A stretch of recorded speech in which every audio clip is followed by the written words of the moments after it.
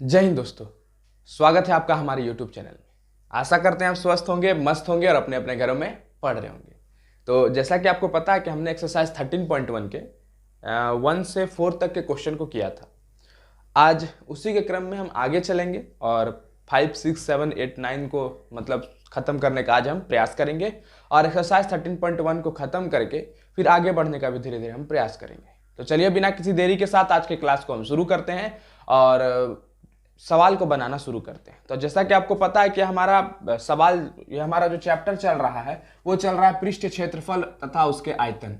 पृष्ठीय क्षेत्रफल क्या चल रहा है? पृष्ठीय क्षेत्रफल तथा उसके आयतन, या आयतन कहिए, तथा आयतन। तो मतलब पृष्ठ क्षेत्रफल और उसका आयतन को हमको समझना है और एक एक चीज को जानने का प्रयास करना है।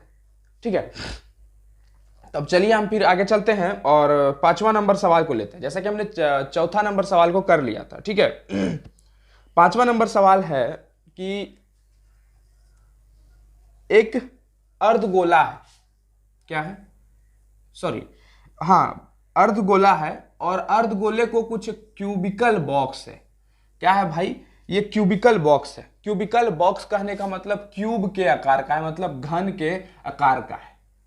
ये क्या है? ये घन के आकार का कोई डब्बा है, कोई लकड़ी का कुछ बना हुआ है और इसमें से क्या चीज, इसमें से जो है अर्धगोले के रूप का एक ये काट लिया गया है। अर्धगोले के रूप का क्या काट लिया गया? अर्धगोले के रूप का एक शेप काट लिया गया, एक आकार का अंदर से निकाल लिया है काट के, अर्धगोला को निकाल लिया है काट के। चलिए ठीक है, इतना दूर तक तो सवाल ठीक है। और उसके बाद दिया गया है कि ये जो वुडन ब्लॉक है इसका डायमीटर, मतलब ये जो लकड़ी का घन है इसका व्यास और अर्धगोला का व्यास दोनों बराबर है। अगर हम देखें तो इस क्या है, एल है। ये क्या है? एल है और व्यास भी कितना है? एल है। चलिए ठीक है, इतना दूर तक तो सही है। अब बोल रहा है कि डिटरमाइन, मतलब इसको हमको क्या निकालना है? सरफेस एरिया निकालना है, पृष्ठ क्षेत्रफल निकालना है। क्या निकालना है? पृष्ठ क्षेत्रफल निकालना है। ये जो शेप बचा हुआ है, इतना जो क्षेत्र बचा हुआ है, इसका हमको क्या निकालना है? पृष्ठ क्षेत्रफल निकालना है। तो हम क्या करेंगे, हम इसका क्षेत्रफल को निकालेंगे घन का, और घन के क्षेत्रफल को निकाल के इसके क्षेत्रफल से क्या कर देंगे? माइनस कर देंगे। बस हमारा सवाल जो है बन जाएगा। तो सबसे पहले घन का क्षेत्रफल क्या होता है? घन का क्षेत्रफल क्या होगा? अगर आपसे कोई पूछे तो घन का क्षेत्रफल क्या होगा, तो 6a² होता है तो 6l² हो जाएगा। 6l² हो जाएगा क्योंकि l इसका हर एक साइड है। अब चलिए इतना दूर तक तो आप लोग को भी समझ में आ गया होगा। अब हम चलते हैं अर्धगोले के ऊपर। अर्धगोला का क्षेत्रफल क्या होता है? क्या चीज? अर्धगोला का क्षेत्रफल क्या होता है? तो अगर कोई आपसे पूछे तो अर्धगोला का क्षेत्रफल क्या होता है तो आप क्या बताइएगा? तो अर्धगोला का क्षेत्रफल होता है 2πr²। क्या होता है? 2πr²। और r हमारा क्या है? l/2, क्योंकि व्यास हमारा l है तो उसका आधा क्या होगा? त्रिज्या होगा हमारा, तो 2πl/2 का स्क्वायर। इतना दूर हम लोग को भी समझ में आ गया। चलिए फिर आगे चलते हैं।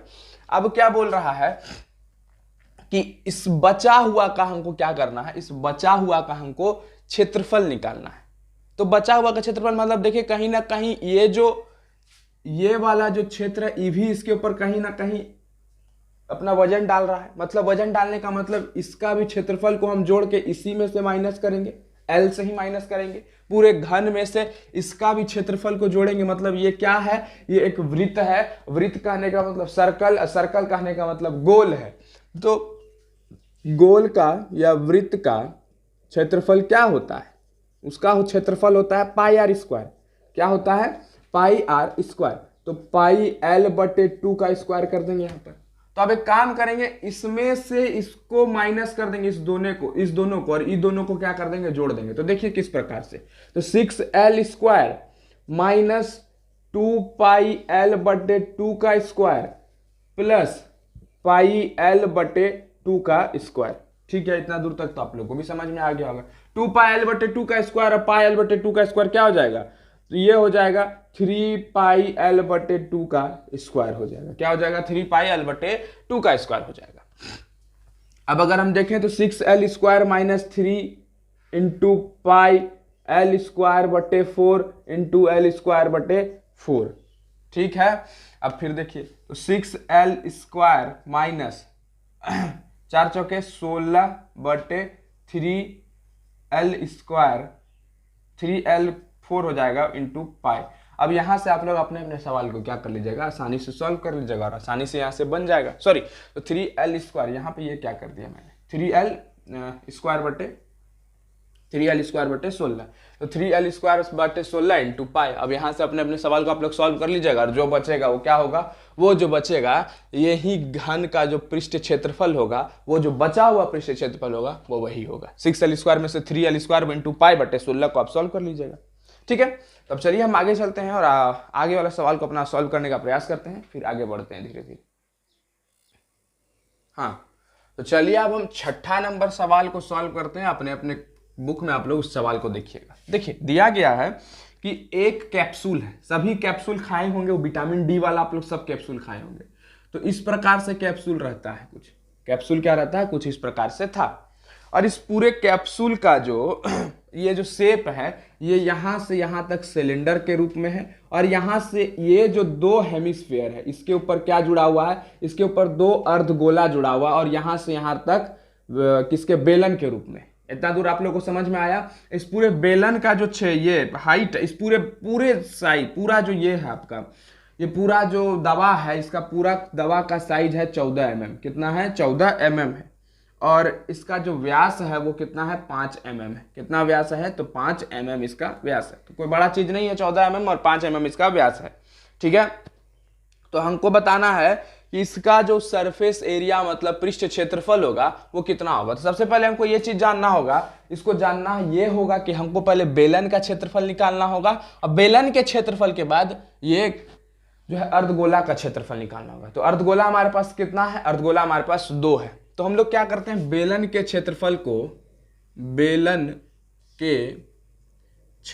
को निकालेंगे, और बेलन के क्षेत्रफल को निकालने के लिए हमको क्या पता होना चाहिए, 2πRh पता होना चाहिए। अब 2πRh में से एक, अब क्या करते हैं 2π, हाँ, तो अब हमको बात आता है यहाँ पे h ले क्या, हमको तो बेलन का ना हाइट लिखना है भाई, हमको क्या लिखना है, हमको तो बेलन का हाइट लिखना है। अब सबसे बड़ी बात, अगर ये अर्धगोला है यहाँ से यहाँ तक, ये वाला यहाँ से यहाँ तक अर्धगोला है, तो 5 mm का इसका क्या है, व्यास है। अब 5 mm का जब व्यास होगा तो 2.5 mm का इसका क्या होगा, 2.5 mm का इसका त्रिज्या होगा। तो 2.5 mm अगर यहाँ से यहाँ तक है, तो यहाँ से यहाँ तक भी तो 2.5 mm होगा। ये बताइए होगा कि नहीं होगा, 2.5 mm, यहाँ से यहाँ तक भी तो 2.5 mm होगा।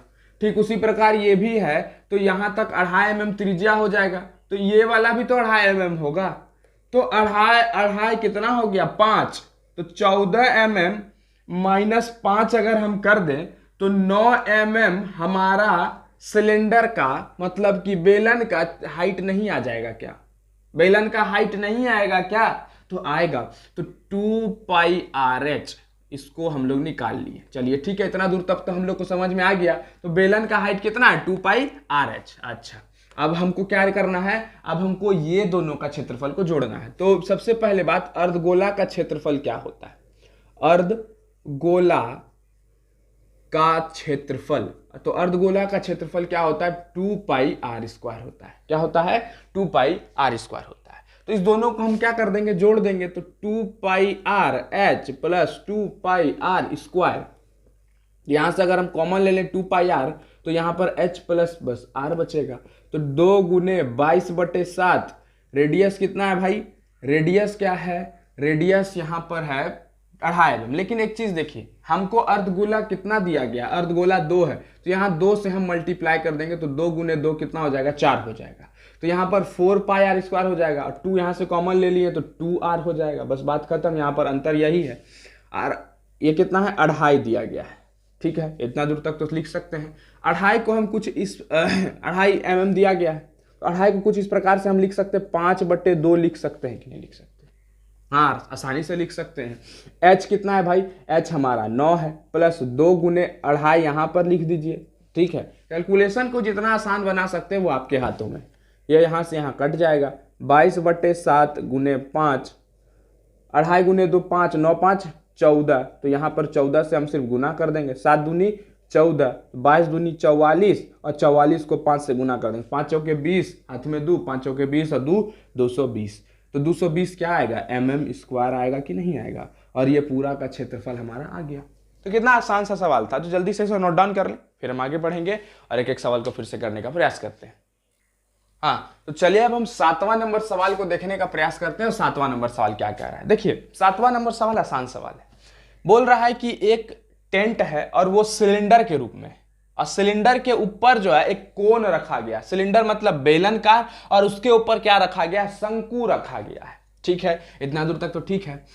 बेलनकार का व्यास 4 मीटर दिया गया है, और ये क्या है, सॉरी व्यास बोल रही है, त्रिज्या हमको कितना दिया गया है, त्रिज्या हमें 4 मीटर दिया गया, सॉरी ये व्यास दिया गया, डायमीटर है, व्यास कितना है 4 मीटर है, और इसका सिलेंडर का बेलन का हाइट कितना है 2.1 मीटर है। इतना दूर समझ में आया। उसके बाद ये जो कोण है उसका तिर्यक ऊंचाई, क्या चीज, तिर्यक ऊंचाई, तिर्यक ऊंचाई को हम क्या कहते हैं, स्लैंट हाइट कहते हैं, और वो कितना दिया गया है 2.8 मीटर दिया गया है। मतलब ये हाइट हमको 2.1 है, ये व्यास हमको 4 मीटर है, और इसका तिर्यक ऊंचाई 2.8 मीटर हमें दिया गया है। इतना दूर तक तो सवाल आसान है। और अब हमको क्या करना है कि हम इसमें त्रिपाल लगाना चाहते हैं, इस पूरे टेंट में क्या करना चाहते हैं, त्रिपाल से घेरना चाहते हैं। और अगर त्रिपाल घेरने का 1 मीटर स्क्वायर का 500 रुपया दाम है, तो इस पूरे टेंट को हम घेरेंगे तो मेरा कितना रुपया निकलेगा।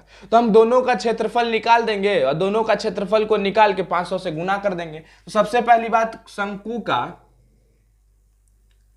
का क्षेत्रफल क्या होता है, तो शंकु का क्षेत्रफल होता है पाई आर एल, और पाई आर एल अगर हम निकाले तो पाई आर और एल हमको पता है, कोई दिक्कत नहीं है। अब बेलन का क्षेत्रफल क्या होता है, तो बेलन का भी क्षेत्रफल आप लोग को पता है 2 पाई आर एच होता है। क्या होता है, 2 पाई आर एच होता है।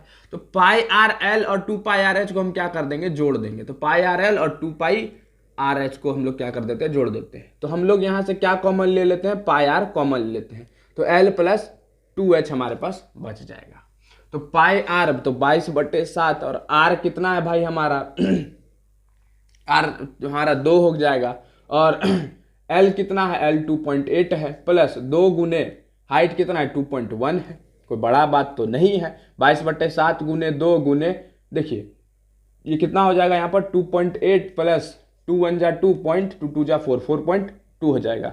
तो 22/7 गुने 2 गुने 8 2 10 4 2 6 4 2 6 1 7, तो 7.0, 7 से 7 कट जाएगा, बचेगा क्या, 22 दूनी 44।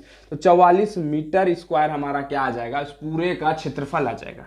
जब 44 मीटर स्क्वायर पूरा का क्षेत्रफल हुआ, और 1 मीटर को त्रिपाल ढकने में 1 मीटर का दाम है 500 रुपया, तो इतना मीटर स्क्वायर का दाम कितना होगा, 550 रुपया से गुना कर देंगे। तो 44 पंचे 550 को 44 से क्या कर देंगे, गुना कर देंगे, तो कितना होगा 4 0 4 5 20 4 5 20 और 2 22। फिर उसी तरह 2 2,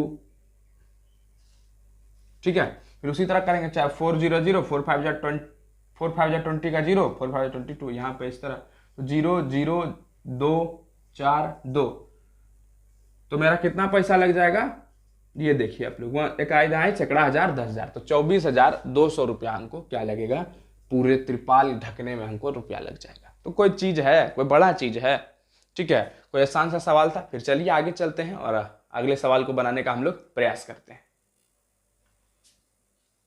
हाँ, तो अब हम आगे चलते हैं और 8वां नंबर सवाल को बनाने का प्रयास करते हैं। देखिए 8वां नंबर सवाल जो है बहुत ही अच्छा सवाल है, और 8वां अगर बन जाएगा तो 9वां उसी पे डिपेंड है, ठीक है। तो अब देखते हैं 8वां नंबर सवाल। एक बेलनकार है, और उस बेलनकार का ये जो लकड़ी है, और इस लकड़ी में से शंकु को निकाल लिया जाता है। शंकु को रखा नहीं जा रहा है, अब शंकु को इसमें से निकाल लिया जा रहा है। क्या कर लिया जा रहा है, शंकु को इसमें से निकाल लिया जा रहा है। तो जब इस बेलनकार में से शंकु को निकाल लिया जाएगा, तो इसमें जो क्षेत्रफल बचेगा, मान लीजिए इसको निकाल लिया गया, तो क्षेत्रफल तो यहीं पर ना इसका बचा, तो ये उसका जो क्षेत्रफल है वो हमको बताना है कि वो क्षेत्रफल कितना होगा, पूरा जिसके अंदर क्षेत्रफल बचा हुआ है वो क्षेत्रफल कितना होगा।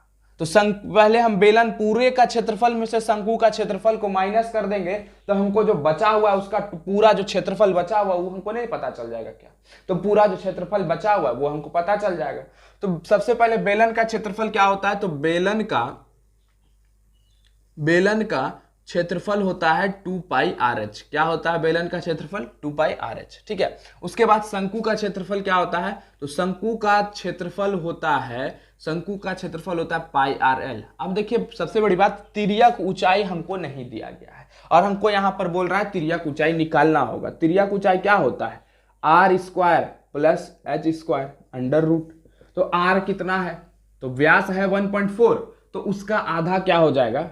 आर त्रिज्या हो जाएगा। तो त्रिज्या क्या हो जाएगा? 0.7 का स्क्वायर प्लस हाइट कितना है? 2.4, तो 2.4 का स्क्वायर करेंगे तो इसका स्क्वायर किए तो 0.49 आएगा, प्लस 2.4 का स्क्वायर करेंगे तो 5.76 आएगा। ठीक है, तो अब इस दोनों को जब हम जोड़े तो 5.76 प्लस 0.49 तो हो जाएगा 6.25। अब देखिए 625 किसका स्क्वायर है? तो 25 का, तो कुछ नहीं करेंगे, यहाँ पर एक पॉइंट दे देंगे और ये हमारा क्या आ जाएगा? तिर्यक ऊंचाई आ जाएगा। तो अब हम क्या करते हैं, इस बेलन के क्षेत्रफल में से इसका क्षेत्रफल को माइनस कर देते हैं। तो 2 pi r h minus pi r l. तो यहां से अगर हम कॉमन ले पाई आर तो यहां पर क्या बचा? 2h minus L. तो पाई कितना है? 22/7। एल कितना है हमारा? 2.5। एच कितना है? 2 गुने 2.4 माइनस एल कितना है? क्या कर दिए मैंने, यहां से हम पाई आर कॉमन ले रहे हैं। सॉरी, क्या ले लिए कॉमन? पाई आर कॉमन लिए। ठीक है, तो 22/7 एल कितना है? 1.4, तो 1.4/2 इंटू 2h, 2 गुने हाइट 2.4 है माइनस एल कितना है भाई? एल 2.5 है। ठीक है, तो 7 दूनी 14, तो 0.2, 2 गुने 11, तो 11 गुने 0.2 बचा हुआ है। 2 4 जा 8, 2 2 जा 4.8 माइनस 2.5 करेंगे तो 8 में से 5 घटाएं 3 बचा, उसका 4 में से 2 घटाएं 2.3 बचा। तो 11 गुने 0.2 इंटू 2.3 करिए और अपना आंसर को अपने कर कमलों में लाकर रख लीजिए। तो आंसर आपका 8वां नंबर का भी ये भी आ जाएगा। तो ये हमारा क्या आ जाएगा? रिमेनिंग जो क्षेत्रफल बचा, वो जो क्षेत्रफल बचा हुआ है उसका हमका एरिया पता चल जाएगा। तो चलिए 9वां नंबर सवाल आपके लिए होमवर्क सवाल है, इसे जल्दी से बना लीजिएगा क्योंकि 9वां 8वां पर ही डिपेंडेंट है पूरा। तो आज के लिए हम इतना ही रखते हैं, तब तक के लिए धन्यवाद। जय हिंद।